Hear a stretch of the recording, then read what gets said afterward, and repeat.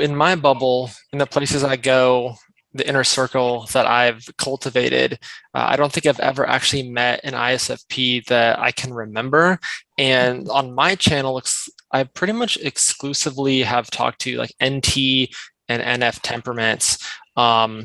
I think those are just types that I have tended to, first, they're into MBTI, I think a little bit more. So they tend to gravitate towards like putting their content out there. So I was like, hey, let's do an interview. But through some pretty hardcore networking, I was able to get referred to the person you see in front of you, who's Nikki. And she's a real life ISFP. So I'm extremely excited to have her here to kind of let the world know and let me know what ISFPs are really like. So Nikki, thanks for joining me.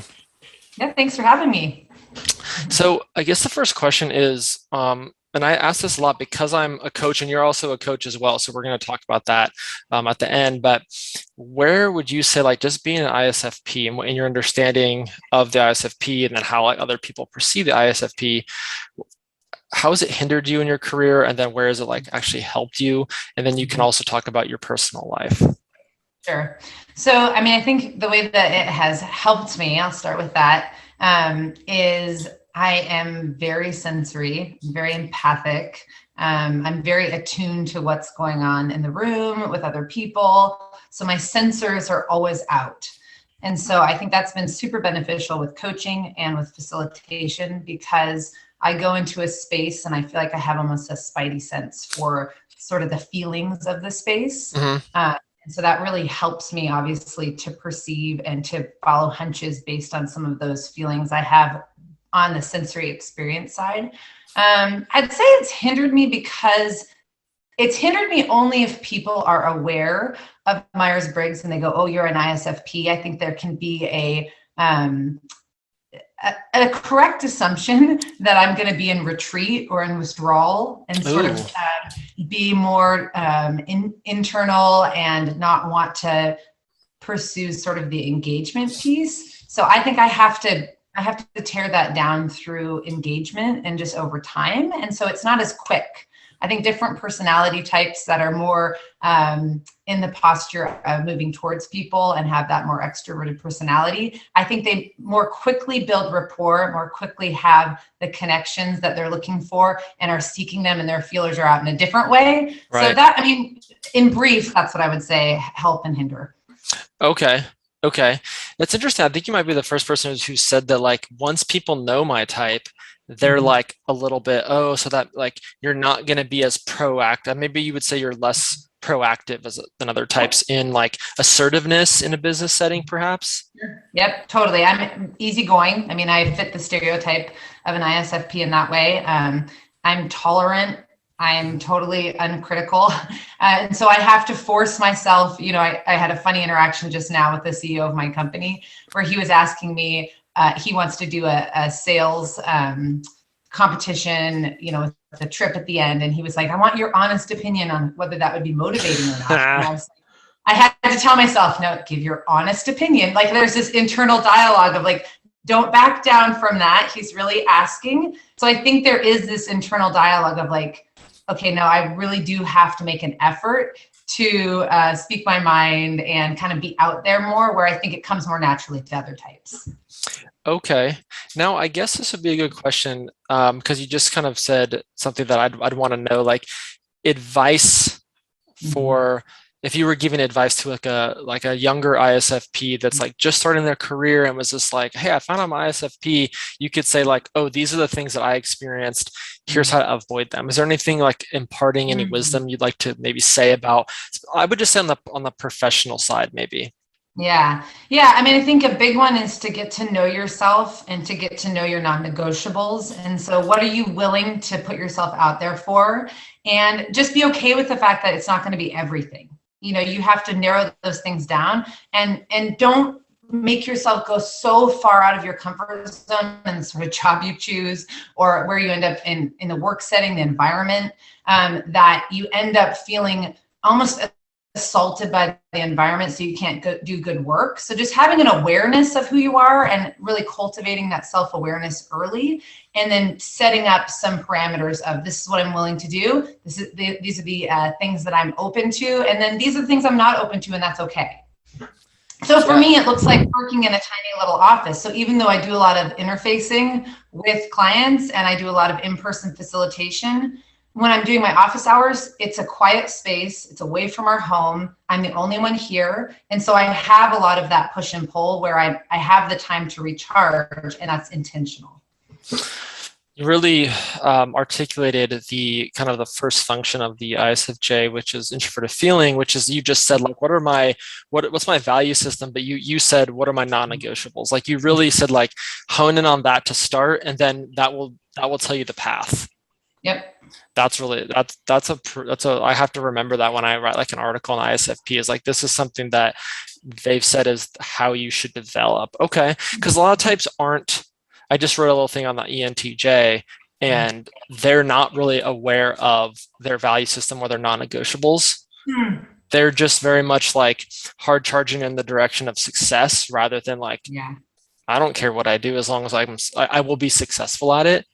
Yeah, totally. Doesn't sound Well, like that's how actually, you like start. too, the ISFP self-determination is really important. I mean, that's for sure true of me. And so there's a huge element. What I just described is self-determination. Know yourself enough to know this is the direction I want to go in, and this is the direction I don't want to go in, because it will come out. Like I think about the pot boiling, and if you put yourself in a context that's not suitable for you, eventually the pot's going to boil and it's going to explode either in your personal life or your professional life or on other people. And so just be aware, like you are going to be someone who needs to make your own choices and have flexibility and that sort of thing. So be aware of it so it doesn't have negative detrimental impacts in your relationships and in your work life. Excellent. Okay. Now, my second question or third question is like, do you consider yourself a stereotypical ISFP? And the way that 16 personalities are kind of the thematic element of the ISFP is like artist, painter, creative, kind of like has that retreat space where they have like their watercolors and stuff like that. Do you fit any of those stereotypes? And then where do you break that stereotype? Yeah. So I definitely do in the area of design. So, I mean, you can see my office and I have a side hustle where we design homes. And if you went inside my house, people walk in my house and will often say, oh my gosh, it's so peaceful in here, very orderly. So I do have a mind for aesthetic design, which is very ISFP. So, I mean, there's a couple ways that I am not stereotypical. I would say most people that meet me would not say, on the face of meeting me, oh, you're an introvert. And that's because when you look at the facet of introversion and the 5 different facets, which we don't have to go into because I know most people don't know them, but I'm out of the area, the typical area in the area of initiation. So I initiate, which most introverts don't do. And I'm expressive, which most introverts, you know, on the spectrum would be on the opposite side. So I think because I initiate and I'm expressive, the other 3 facets, I'm very much on the introverted side, but people would perceive me as more extroverted. And so then I have to create more boundaries to go, okay, I know I'm introverted and it's still costing me, you know, if we take that sort of token analogy of I'm still giving my tokens away relationally, I just have to be really thoughtful of creating a life where I have built-in boundaries and I have time to kind of put those tokens back in and sort of fill up my introverted soul. Ooh, that's a good line. Okay. So aesthetics would be, so having a mind for aesthetics is definitely ISFP. Do you do, because with being that sensory type, or extroverted sensing specifically, usually you would take that and apply it in a tangible manner. So do you do anything like hands-on? I mean, are you interior designing where you're putting things in place? I mean, I definitely, I'm a consultant by trade, but I definitely joke that I'm every single one of my friends' non-paid interior designer. I get constant texts, this rug or that rug, this paint color or that paint color. I mean, constantly. And then over the years, I've done a lot of tactile things. So I did a lot of silversmithing for years. I just, at the community college, went and was curious to learn how to solder. It's quiet, you know, you put your headphones on. So yeah, lots of silversmithing. I've been interested in, I mean, handicrafts and just sort of that tactile, you know, working with clay, or I'm not a good painter, but I like the idea of it. So anything like that, and just sort of those, I can focus in on something and I can have a beginning, middle, and end and see the product is very much something that gives me joy. That is really cool. Okay. Do you have a lot of projects going on at once, like creatively? Yeah, I would say in general, I am suited really well to open-ended ambiguity and just going, okay, I'm going to start this one thing. I will say I'm married to someone who is a J and is as J as they come. And so I've been married for 21 years. And so I do have an overlay of like, I know I have to finish this project, but it's not internal. It's like, I don't want to drive my husband nuts. And so I'm going to finish it for the sake of the relationship. So I'm not as P and as open-ended as some people would be just because of the nature of the relationship I've been in for years. And I am goal-oriented. I do, run my own business. And so there is the element of going, I know what it takes, but it's not my natural preference. I'd rather have 10 plates spinning and I'm not really that worried about where they're going to land or what's going to happen. Right. I like how you said the word overlay, where it's sort of like, it's not like in the sense of the nurture of how you were raised. It's because Totally. it wasn't, it's Yeah. not It's that not long ago. intrinsic. Yeah. Yeah. That's Yeah. interesting because I think that does apply like in marriages where it's like you have this influence that can make you seem, maybe you would seem more J Totally. too. Maybe someone might think you're, ISFJ or something like that. Totally. Okay. Totally. Now in your coaching, because I don't know exactly about the specific coaching. So what can you just enlighten us on what your coaching is and then like I always like this question with coaches, like what would cause you to like say this isn't the right person for like to say actually this doesn't fit for you because you can't coach everyone. I can't coach everyone in MBTI. So two questions. What kind of coaching do you do? And then what would cause you to be like, you know what, you're not the right candidate for me? Yeah, that's a really good question. I love that. So the majority of the client-facing work I do is actually group facilitation, which includes some group coaching. And so I work a lot with how to build trust in service of engaging better in conflict so that teams can understand that conflict's not the enemy, that you just have to understand how to engage well, all in service of results. So I do a lot of facilitation in person with teams. I mean, in person pre-COVID. And then my coaching tends to be a spoke off of that. So I'll be engaged with an organization and then the team will go, okay, or the person in charge will say, okay, this person needs some more coaching. And sometimes it's skills based.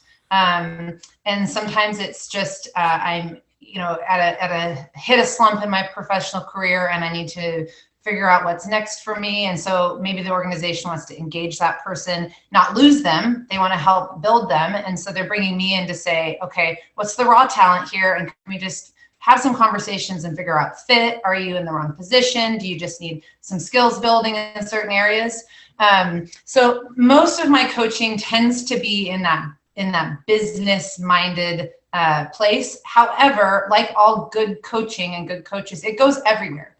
Because we aren't a head on a stick and we don't just for work, and so all people are multifaceted. And so my approach takes that in. So, it's always client led, but I would say if the organization's paying, it's client led, but also with some buffers to say, let's not get too off target here. We want to make sure that we're making some headway in what your organization's looking for. So anyway, it can go in multiple different directions. That's actually what I love about coaching is that no two coaching assignments are the same because no two clients are the same. And a good coach is really focused on the client, what they're looking for, the momentum they're looking to make in their lives and helping them find the areas where they can shift. Okay, the second question was really good, but now I can't remember what it was. It's just like, what would say on a discovery call with the client? Not a good client. What would they say? Like, you'd be like, actually, what would they have to say for you to, this isn't what I do? Yeah, I think it's rare because I am a chameleon, and I feel like I am empathic. I'm a chameleon. I can kind of go there with whomever and put on a hat. I would say, I think a TJ might find me a little bit too much willing to go with the flow and wanting to follow a process and not be in a hurry and not be as goal oriented as a TJ might want. So I would say that would be probably the biggest rub for me, is working with someone who, I would say, an underdeveloped TJ, because I think everyone, once they have self-awareness, is coachable by anyone. So I think, at some point, like, I'm going to learn something from somebody who's different from me. I don't need them to be exactly the same or think the way I do. And in fact, sometimes having the discrepancy in personality can really create some cool shifts. But I would say an underdeveloped TJ or someone who isn't aware of themselves might find me to be not the best fit. Okay. I could definitely see that. Our mutual friend, Seth, the Merlin, he says the same thing, where it's like you kind of get into that murky human emotion part where some executive, like the undeveloped executives, might be like, but what's the ROI?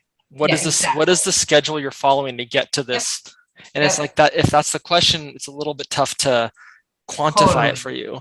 So that's for me, the real hallmark and the thing that drew me more to coaching is it's really forward thinking. I don't need to dig backwards. I really want to think about what's here now and what's going to be here in the future. Whereas therapy is often what's here now and then let's look backwards. But I would just say, I think it takes an enormous amount of skill and energy from a coach. And so I know a lot of people will look at coaching and go, well, I could be a coach. And they think like, oh, it's easy, or there's nothing to it. And then you go, actually, when you're engaging with people in a coaching spirit or using coaching tools, it's a lot of work. You should get off those calls and feel exhausted. You should feel like, I used so much of my mental energy and all of my skills, and I was grabbing from the 360 of what I know to keep this person really focused, but also to make it seem like it was seamless, because you don't want the focus on you. Right. But I think it takes an enormous amount of focus and energy, and it takes a lot of skill. Yeah, it does. And I think so. The part where you said like, oh, this, I should be a coach and this could be easy. Like it's not. Also, secondly, do you follow, because there's so many coaching foundations, federations, methodologies, do you apply a very light framework to coaching, or is it a strict framework? I doubt it's strict. It's a dumb question. I'm sure you're not going to have a strict framework, but no dumb questions. No dumb questions. So my background is through coactive coaching. So all of my education was in the coactive model, which I love. But the coactive model itself is relatively loose. The training model isn't loose, but then how you apply it is. Can you explain that? I've never heard of it. Oh, of coactive? Never heard of it. Surely you have. Surely you've even read the book. Surely I have not read the book. No. Okay. I have not. No. Considered the coaching Bible. I'm just a young kid, just making my way. Book list. Proactive coaching. Okay. So, I mean, to give you a really short version of it, it's essentially just the idea that it is a co-created relationship, and that it's a dance, and the coach isn't taking the lead, and the coachee isn't taking the lead. You're in this dance together. And so there's just an equal share of power. Nobody's grabbing it and going, okay, I'm not advice giving. As a coach, I'm not looking to tell you what to do, period. And if I start telling you what to do, I know as a coach, I've gone into the wrong direction. I'm really helping you on a process of self-discovery and helping you understand what you already know, bringing that to light. And I'm doing it through asking some really specific questions and using some specific skills about, I would say, perception. So a huge thing is people just get in their own ways of going, well, this is so. I know it's so because I've always known it's so. And a good coach can help you just to go, are you sure? And ask the right kind of questions to help you see a situation in totally new lights. And I'm not giving you the answer. I'm just asking you, are you sure? And let's look at it from these different angles and help you to self-discover. So, in terms of framework, I do like to use personality typing tools as a starting point. So as you know, I'm also certified in Myers-Briggs, and then I also use the Enneagram. So I think a personality tool is such a good place to start, because you just get to fast forward a little bit on what you know about that person. Yes. And of course, everybody's different, but there's enough research, there's enough validity in both of those that you know that you're going to get good information. So I almost always start coaching relationships with a personality tool of some sort, and then some sort of a wheel of life. I mean, I think that's helpful too. Have you used the wheel of life before? No. Okay, so I mean, it's so simple. If you Google Wheel of Life, you'll find 100 different free PDF versions. And it's a good way of helping people to see where they're out of balance. So if you're just coaching strictly like you're just a guy who wants me to coach you and I have no idea where we're going to start, your company hasn't hired me, it's just you, I'm going to go into that conversation and say, okay, you tell me where to start. And here's a really good tool for you to identify different facets. So is your personal life out of whack? Is your professional life? Is your health out of whack? Or your, is your intimate relationships out of whack? So it gives you a paradigm, and it just gives a really good place to start talking about what are the areas that really need some focus. That's really good. And you've hit on something, I don't think we've talked about this before. I'm biased towards MBTI, obviously, but recently I used to like poo-poo the Enneagram just because I didn't understand it. But recently, like someone else that I've interviewed in the past, I've had a real good relationship with her now. She's an INFJ, but she also teaches Enneagram, and I've like hired her for a couple Enneagram sessions. And learning about it, I discovered that I think they're the best tandem. Like you can get the kind of the trauma that breeds certain things in life, complexes, and then MBTI is like the framework of your mind. So it's like you can combine those, and if you have someone that can take both of those before a coaching session, I mean, that fast forward and then just like kind of putting things in place for them and tasks. And I think I know what I'm not like getting ahead. Like I know what their problems are going to be. It's never going to be that, but you might have some idea where you might go. Totally. It gives you a compass. It for sure gives you a compass on, okay, now I know the direction. Now I know a little bit about you. And more importantly, now you know a little bit more about yourself, and you're going to be a better self-guider in going in the right directions. And we don't need to waste time on stuff that really doesn't apply to you. Well, Nikki, I really appreciate you being on the show. I'm going to post your links where people can find you or book a session, book whatever. I assume you do like an intake call. So I'll put that link on LinkedIn. I'll put it in the YouTube description. But I really appreciate you coming on and telling everyone what it's like to be, ISFP, and appreciate what you do. Thank you. Thank you for having me. It's so nice to chat.